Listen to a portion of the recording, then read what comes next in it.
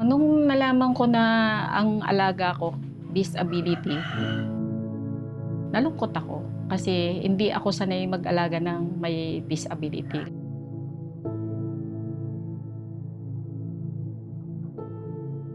Diyos ko, sabi ko, may chronic, ibig sabihin parang hindi makasurvive.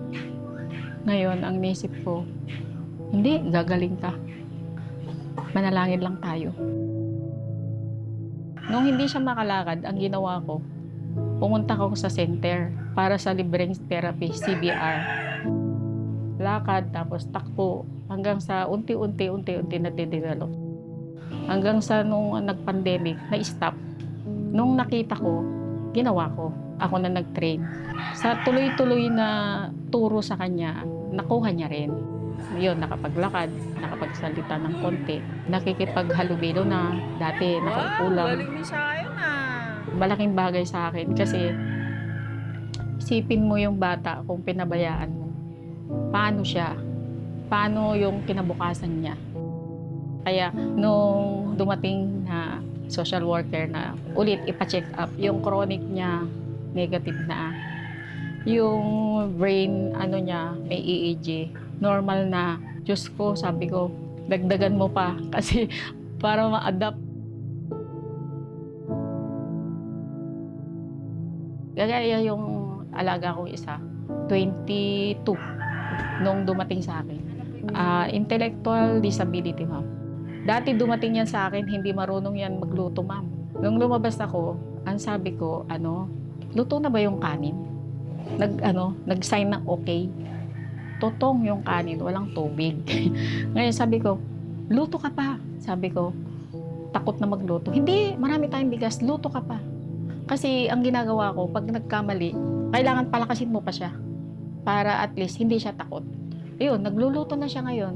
Nag-adobo na, nagpriprito na, nagluto na ng kanin, nagro-grocery na. Blessed sila sa buhay namin. Dahil nung dumating sila, hindi kami pinabayaan ng Diyos. Sila yung blessed.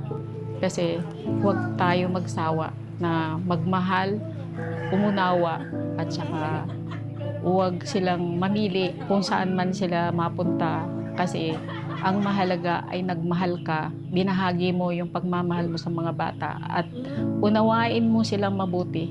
Kasi kung ano yung itanim mo, yun din ang aanihin mo pagdating ng panahon. Kaya proud kaming foster parent.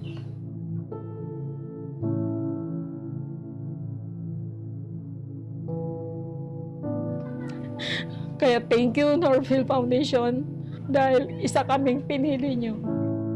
Thank you, Ma'am Pangan, na hindi namin makakalimutan. Kasi siya yung founder ng Norville Foundation. Siya yung buong puso nagsikap para yung mga bata na ito maalagaan.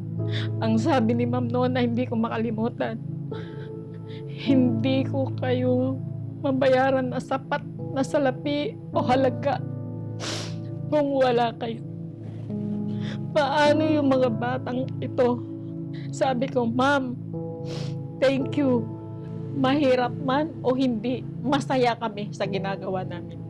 Thank you, Norville Foundation, dahil patuloy kayo nagmamahal sa mga batang amin inaalagaan, lalo sa may disability. Thank you, thank you, thank you, thank you very much.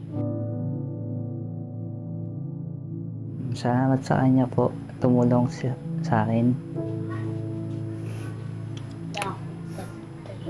Thank you po sa kanya.